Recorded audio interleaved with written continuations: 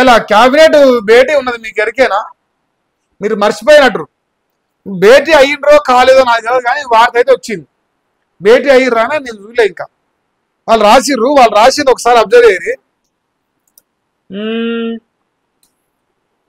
డిసెంబర్లో స్థానిక ఎన్నికలు, వచ్చే నెల 2వ వారంలో నోటిఫికేషన్, ప్రజాపాలన వారోత్సవాల అనంతరం. ఏమంటారు? డిసెంబర్ 2వ వారంలో నోటిఫికేషన్ వస్తుంది. దేనికి సంబంధించి? స్థానిక ఎన్నికలకు సంబంధించి. అంటే అటు ఇటు 20 రోజులు ఉందా? 20 రోజులు వేసుకోపోయి 20 రోజులల్లా ఢిల్లీలో నరేంద్ర మోదీ మెడలు వంచి కేంద్ర ప్రభుత్వం మెడలు వంచి 9th షెడ్యూల్లో పార్లమెంట్లో చర్చించి 9th షెడ్యూల్లో పెట్టించి 2 వారాలలో రేవంత్ రెడ్డి బీసీలకు స్థానిక ఎన్నికల్లో 42% రిజర్వేషన్ ఇచ్చి ఎన్నికల్లో ఇవ్వబోతాడు. ఏం చెప్పాలి నేను? ఎవరు నాకు నవ్వొత్తాన్ని జొలిపాడు కానీ రేవంత్ అని. ఇప్పుడు ఇది నవ్వాలనా సావాలనా, మేము ఉండాలనా పోవాలనా? నువ్వు ఏం చెప్తివి, ఏం మాట్లాడుతీవి? రేవంత్ గౌడ్ అంటివి నిన్ను, రేవంత్ రెడ్డి తీసేసి రేవంత్ గౌడ్ సాబ్ చేతివి. బీసీల కోసమే తలకాయ అనుకుంటుంది నిన్ను. నువ్వు బీసీలకు 42% రిజర్వేషన్ ఇవ్వకపోతే ఈ రాష్ట్రంలో నేను సావనని చెప్తాంటివి. ఇప్పుడేమో ప్లేట్ తిప్పేసిండు. మరి కులగండ ఏమిటి చేసినట్టు? 23 నెలలు ఊర్లో ఎందుకు ఆగం చేసినట్టు? గ్రామ పంచాయతీ సర్పంచ్లు ఎందుకు లేనట్టు? ఎంపీటీసీలు ఎందుకు లేనట్టు? ఇవన్నీ ఆపింది మళ్ళా మొదలకు వచ్చి మళ్ళా గానికే వస్తానిక? మళ్ళా కేసీఆర్ నీకు ఇచ్చిందే నువ్వు వీకి ఇస్తానిక? హైకోర్టులో కొట్లాడతా బలంగా కొట్లాడతా, సుప్రీంకోర్టులో కొట్లాడతా బలంగా కొట్లాడతా, నరేంద్ర మోడీతోని ఢిల్లీలో కూర్చుంటా.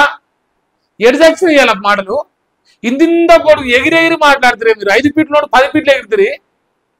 10 ఫీట్లు దుంకినా ఎగిరినా ఏం ఫాయిదానేగా? ఇక రానట్టే. ఇప్పుడు చెప్పాల్సుకుంది కదా, ఇక మేము రిజర్వేషన్ ఇవ్వలేము, మా వల్ల కాదు, మమ్మల్ని ఓసుక తిన్నా లేవు మా కాడ. ఏం చేస్తారా మమ్మల్ని? మా అయితే ఓటేయరేము, 5,000 ఇస్తాం ఓటేరి, 5,000 ఇస్తాం ఓటుకి రేపు గ్రామ పంచాయతీలల్లా. చూడ్రి, ఇంకా తొలుత గ్రామ పంచాయతీ ఎలక్షన్స్. తెలంగాణ కేబినెట్ కీలక నిర్ణయం తీసుకుంది. నిర్ణయం అయిపోయింది. రేపు దిష్టి బొమ్మలు దాడబెట్టరా ఉచ్చలమ్మలు. ఎరే దిష్టి బొమ్మలు దాడబెట్టి రేవంత్ రెడ్డి ఇంకో మొగ ఉంటాడు సౌట, మన రేవంత్ తెలివేలుగు. ఇక వాడిగా 15 ఫీట్లు ఎగురుతాడు రేపు. ఏమి రేవంత్ రెడ్డి, నువ్వు మా బీసీలని మోసం చేస్తావా? లుచ్చనా కొడగలరా? మాకు ఎరక కాదురా, మీరు కాంగ్రెస్ సంఘం నాకి రేవంత్ రెడ్డి చెప్పినట్టు మక్కి చదువుతారని.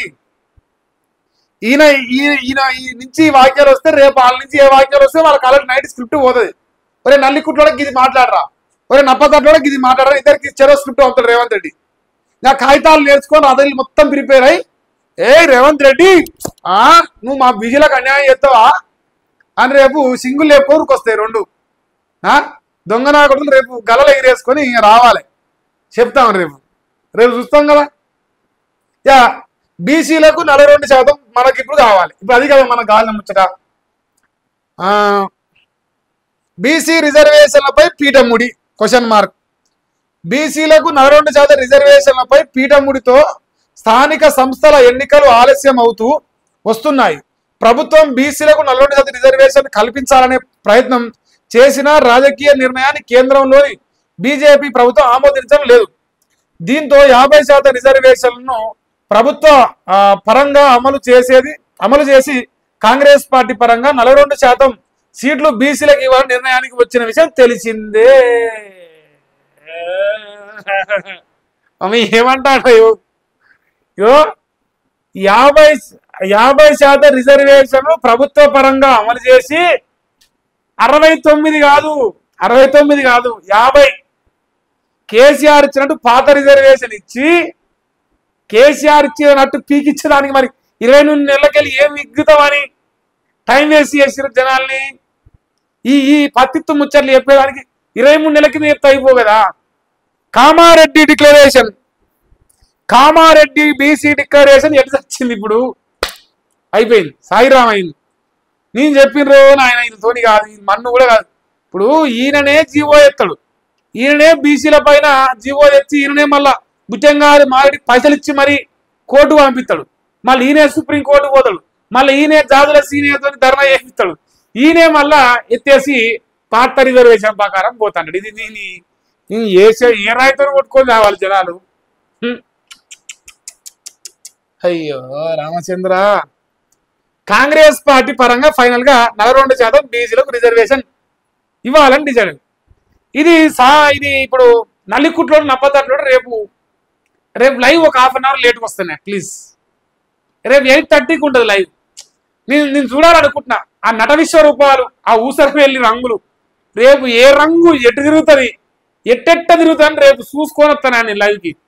లేటుగానే వస్తా, ఒక హాఫ్ అన్ అవర్ లేట్గా వస్తా. ఎందుకంటే ఈ వార్త రేపు చాలా చాలా సంతోషాన్ని ఇవ్వబోతుంది నాకు. రంగులు మార్చే ఊసర వెల్లులు రేపు ప్రశ్నించే గొంతులు అయితే నిన్న దాకా జూబ్లీస్ లో కాంగ్రెస్ వచ్చేదాగినాయి, రేపు సడన్ గా ప్రశ్నిస్తాయి చూసుకొని. ఏ రేవంత్ రెడ్డి మా బీసీలో వచ్చేదాగితే మీరు వచ్చిరు, మా బీసీలో వచ్చేదాగితే మీరు ఎమ్మెల్యేలు అయ్యారు, మాకు బీసీలకు అన్యాయం చేస్తారా? నెయ్య జాగిరా బీసీ రిజర్వేషన్ నన్ను రేపు కొత్త దుకాణం మొదలు పెడతారు. కొత్త బిచ్చగాలు తయారవుతారు రేపు కొడుకులు. రేపు కొత్త బిచ్చగాలు తయారవుతారు. కొత్త రంగు వస్తుంది ఊసరి వెళ్ళిది. రేపు చెప్తుంది దాని సంగతి. ఇంకా మరి కోర్టులో ఉంది కదా, ఇది ఆల్రెడీ డిసైడ్ చేసిరు. కోర్టులో ఉంది, మరి హైకోర్టులో లొల్లి నడుస్తాను. ఇప్పుడు సుప్రీంకోర్టు హైకోర్టు కాడికి పొమ్మని చెప్పింది. అరే నేను ఢిల్లీ కాకపోతే గల్లీ కాకపోతే ఢిల్లీ ఏనో ఒకటి కొట్లాడితే పట్టుకొస్తా అని చెప్పా. మళ్ళీ ఎందుకు ఇప్పుడు వెనకాల వేసిండు? ఏ కారణం? ఎందుకని సమాధానం చెప్పాలి. అంటే జూబ్లీస్లో గెలిచినాం కాబట్టి మనం గెలుస్తాం. ధైర్యమా చూద్దాం. కాదు కూడా ఇంకో 24న హైకోర్టులో విచారణ చేయబోతుంది.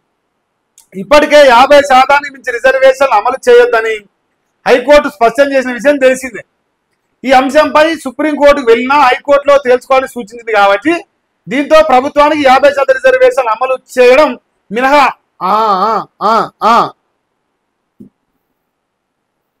చూసుకోరా మంచిగా స్క్రీన్ షాట్ కొట్టుకోవాలంటే మినహా మరే మార్గం లేకుండా అయ్యింది. ఎందుకు లేదు? ఢిల్లీలో ఓట్లాడాలి, 9th షెడ్యూల్లో పెట్టాలి. మేధావులందరూ ఏ నాటి నుంచో చెప్తున్నా అదే ముచ్చారు కదా.